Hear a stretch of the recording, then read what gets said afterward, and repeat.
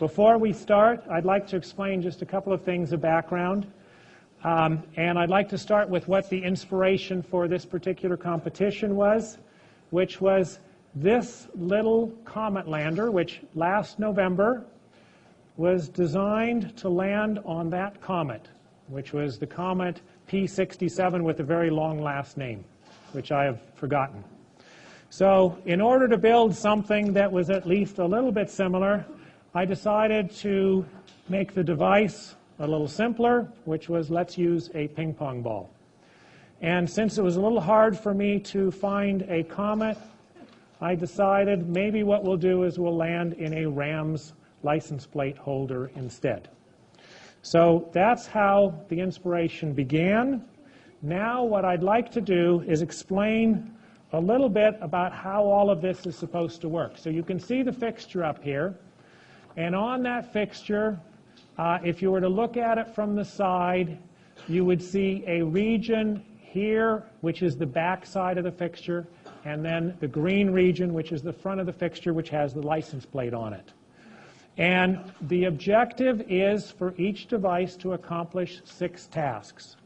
The first 2 are related to the yellow region here, which is related to the start, which is the device needs to be placed there, and each team only has 45 seconds in order to do that. And that's my prompt to identify that if teams 1, 2, 3, 4, 5, and 6 could already come up and stand back behind the fixture with your device, it's your turn to get ready to actually start the round. And you're going to need to walk around the other side because it's not really accessible from this side. So it's much easier if you're actually on the left side there. So groups 1, 2, 3, 4, 5, and 6, if you can go ahead and get ready on that side.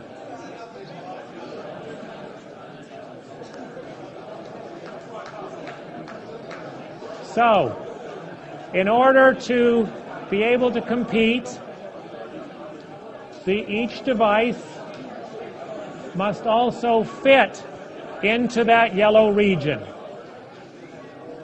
Once each device has been placed and is correctly fitting, which the TAs will be looking at, the next step is the starting gate will be lifted, and there are 2 slots for the starting gate, one that is closer to the barrier and one that is further away. And the starting gate gets moved from the location that's closer to the barrier to the location that's further away. At that point, the third task is for the device to move up, and it needs to move into this red region from the yellow region. The next task that has to happen is the device has to move the ping pong ball over to the green region, which is the front side of the barrier. And that's task number 4. Once that's accomplished, we move on to task 5, which is to release the ping pong ball into the license plate holder. And when it is released, it needs to stay there. That's why it says the ball must stay. Once that's accomplished, the 6th task is for all the rest of the device to be back over in either this red region or this yellow region. And then there's the box in the blue, which has to do with several other things that are important to recognize. You can't win a round if you have a minor safety violation. By a minor safety violation, what we mean is that any part of the device moves outside of any of these 3 regions or outside of the lane. The next thing is that if the ping pong ball is released and it ends up somewhere other than here, like up in the ceiling or down in the floor, that's out of bounds. In fact, any region outside of those 3 colored regions would be out of bounds. And the same thing applies to any part of the device going anywhere other than in that particular region.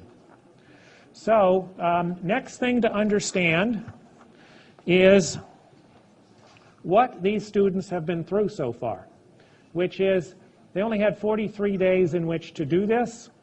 I don't know of any challenge that looks exactly like this, and teamwork is one of the most important things in order to be successful. Now let me just do a little comparison again to our friends from the European Space Agency. That particular organization also had a very unique task. Nobody had ever landed on a comet before. It took 3,907 days to get there, and they spent $1.8 billion. Now, we didn't actually have any spending limit on this, so groups could have also spent $1.8 billion if they had it. But the reality is, when I polled groups on how much they had spent, some groups have actually been able to do this for less than 10. So that's pretty impressive in itself. This competition is part of a whole project. For the first, second, and third place teams today, this competition is a big deal. The first place team gets an automatic A for the class. The second place team gets an A for the project. They get 100 on the final. They don't need to take the final. And the third place team gets an A for the project. For the other 35 teams, 98% of the grade is already determined in the sense that all the groups have turned in their project reports. The 2% is based on making sure that your device actually works today. And actually working means that it needs to get the ping pong ball over the barrier in at least one of 3 tries. So every device will have 3 times when it is a minimum of 3 times that it will run in order to verify that. For everyone, the real reward is it's a pretty realistic experience in trying to come up with some design that actually has to work. And for everybody that's here, the whole objective is that we have a lot of fun today. The top 3 teams also have to do something else, which is we want to learn from them as well. So next Tuesday, they're going to be explaining to the rest of the class how their device works and why they chose to make it in that particular way. All the other teams, as I mentioned, it's based on the report except for 2 points, which are related to how well they do in 3 rounds. Now, there's a number of people involved in this, and some of them I have pictures of here. Bob and I teach this class, and Bob will be managing the podium today. So he will be handling all of the record keeping that you will see in terms of who's run and how they're doing. Anand and Chris are the 2 teaching assistants this semester, and they are the primary people who will be managing the test fixture, and they will be the primary people who will be judging each round. At the end of each round, Anand will announce the results of that particular round, and he will go through that in pretty clear detail, because we also we keep track of all of this. We basically have a paper trail where we record all of that. And Peggy and Bob, who are sitting up in the front, are the 2 people who are basically doing all that scorekeeping. And just as a little background, they're both inventors. So they love this stuff, and that's why they're here. Now, we have 3 other TAs who are extremely experienced at these events also. Laurent, who I think most of you have now met when you checked in. This is the 7th of these competitions that she has been involved in. She was originally a TA for us, and she keeps coming back, and we really thank her for doing that. Amit, this is the 3rd time that he has been involved in these competitions, and Brent has done it for the 3rd time as well. So the 2 of them are also very experienced in terms of how all this works. It's important to recognize one other thing here, which is that this front section that's roped off is roped off for a reason. What we are trying to do is make sure that we have a very good video record of every single one of these, because that helps the students in the next semester to see what was done previously. So we have one videographer sitting in this area who happens to be my father, who happens to have a birthday next week when he turns 85. So it means that enjoyment of these events has no age boundaries. There is also a video that gets taken through the echo system from up above that we will have, and probably tonight I'll already be able to tell you where you're going to be able to see that. Then my friend Misha, who some of you in the class may recognize, is behind the teams back here. And he and his wife, Dasha, will be taking videos from the other side. Dasha will be taking photos from various different places also. And then there is a student, Charles Rose, who took this class a year ago, who showed up this afternoon just to help us, and he's up there. So what we're trying to do is we're trying to capture this from every angle we possibly can, and we appreciate all the help. But it's also a reminder to you, please stay out of those sight lines, because that's going to be very important. The groups that are running during your round, you can stay behind the fixture so you can watch your device. But it's important that Misha can still get shots, so be careful of where his camera is located. Okay, now let's just explain very briefly the schedule and how this will run. So it's double elimination. Here are the brackets. All the students should be aware of this. This was also part of the project description. We will run through first. All devices will run one round, which we call a test round. And during the test round, all we're doing is we'll identify who came in first, second, third, fourth, fifth, and sixth. But that particular round does not count in terms of the double elimination that we have. It counts as one of the 3 rounds for running the device. Then we'll run all those same devices again in the same groups, and that will count. And that's that light blue set that you see there. And then we will go through and we will basically end up with one winner out of this side of those brackets.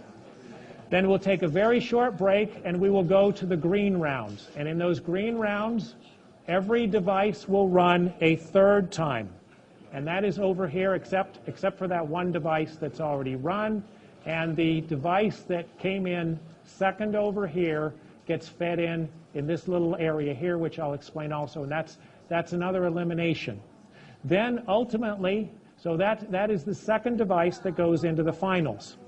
In order to be completely fair, the way that the 3rd device goes into the finals is that would have had to have been a device that got eliminated over here and got eliminated by the device that wins out of that loser's side. So that is going to be the second place team when we have the final run there.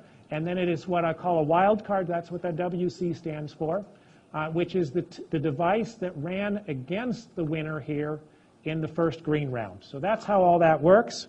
So with that, let me just explain a couple of other things. For the board, what I recommend is watch this board over here to my left, your right, because that basically shows which teams will run next and what lanes they run in. Now you notice that the number of the teams seems a little bit randomized. There's actually a reason for that. The device that is furthest to the left is the lightest device that's running in that particular round. So when you are watching this, you can, if you see 2 devices that accomplish the same number of tasks, the one that is further to the left is the one that is going to come out ahead of the one that is further to the right. It is the audience's left. Okay? After the round finishes, then all the teams will pick up their devices. The next set of 6 teams will move up. And then when I announce that it's time to place your device, each team has 45 seconds to place and move back. And we'll have a clock on that one. And then we'll start the round. You have 30 seconds to accomplish everything. We'll announce the end of that. And when we announce the end of the round, don't move yet. Don't pick up your device, because that's the time when Anand will announce the results of that particular round. Once they've announced that, then we can move on. So with that, let me turn this over to Bob, and we'll get ready to start. And while Bob's getting everything set up here, I should explain one other thing, and that is the ping pong balls have names, right? Some of you named your devices, but I thought it would be useful to name the ping pong balls also. So we have Jumpy, we have Hoppy, we have Bouncy, We have Springy. The green one, of course, is Cam. And then we have Sleepy in recognition of all of those groups that worked really hard last night. So with that, Bob, are you ready? Yeah, I'm just saying. Okay. And are all 6 teams ready? Okay. Bob? On your marks, get set, place.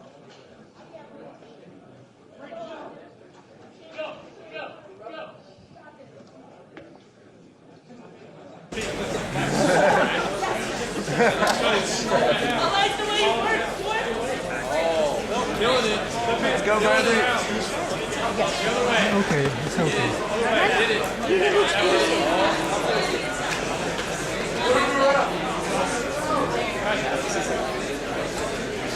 Bradley, do a handstand. There you go. There you go.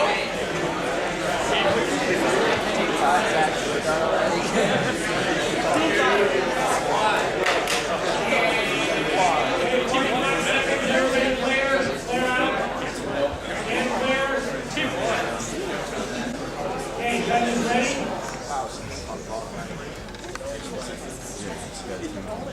On your marks, get set, go.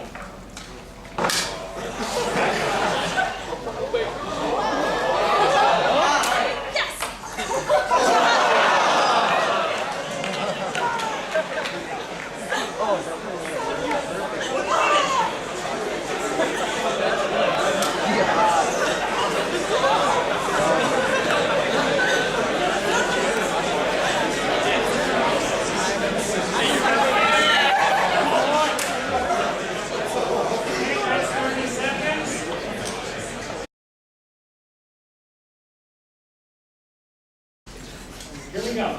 On your marks, get set, go.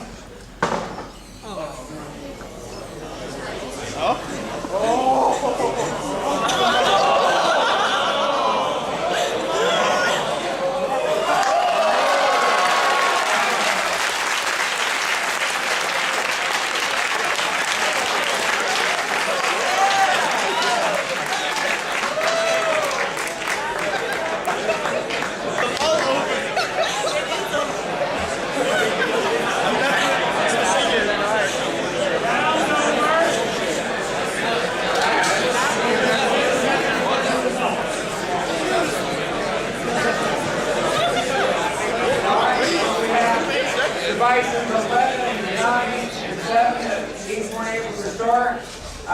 Device 12 was able to start but not be able to get the ping pong ball across to the green region. We had device 8 that was successfully able to get the ping pong ball into the license plate and get back over to the red region, so they completed all the tasks. And then device 10 was able to start but not get the ping pong ball all the way into the green region. Okay, congratulations to all. Go ahead and pick up your devices. Okay, stand back.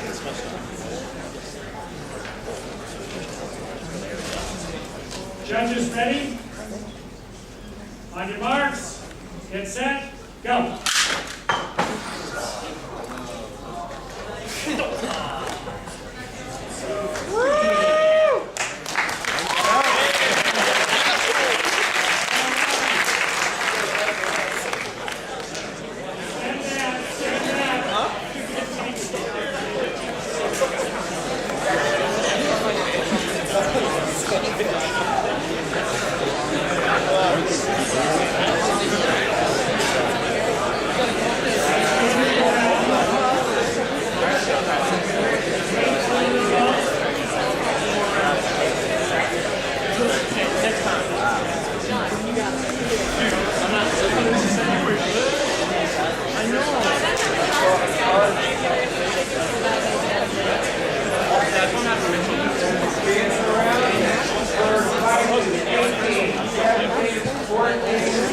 16 and 15, those devices were all able to start, but not be able to move the ping pong ball to the green region, whereas device 13 wasn't able to start. Go ahead and grab your device.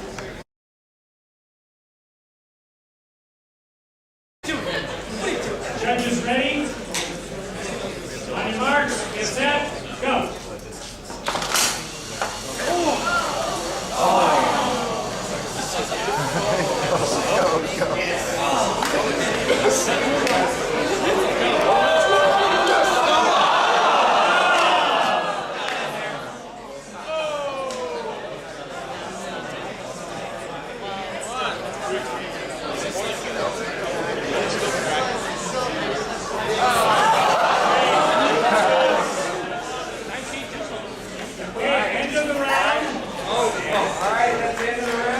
Device 20, being able to get the ping pong ball into the green region, but not quite get it all the way into the license plate frame. Device 22 wasn't able to start. Device 21 was able to start, but not get the ping pong ball into the green region. Device 19 was just able to get the ping pong ball into the green region. And device 23 almost made it to the green region.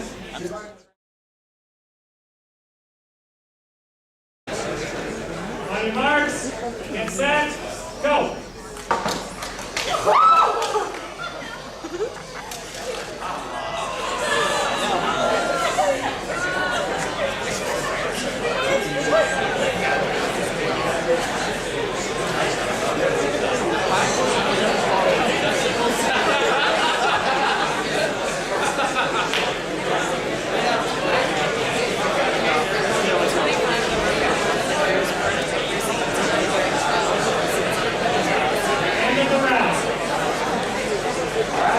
Device 24 was able to get the ping pong ball over.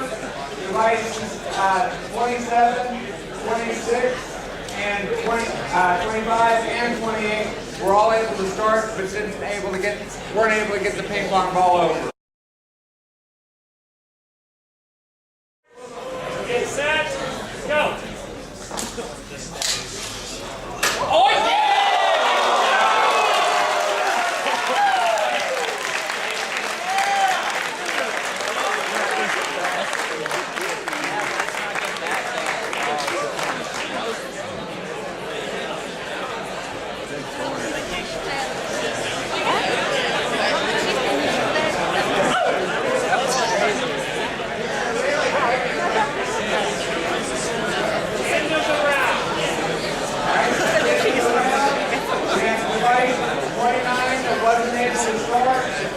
Device 31 was able to start, but not get the ping pong ball over.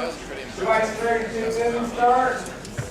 Device 33 was able to get the ping pong ball safely landed, but not returned. And device 30 wasn't able to start.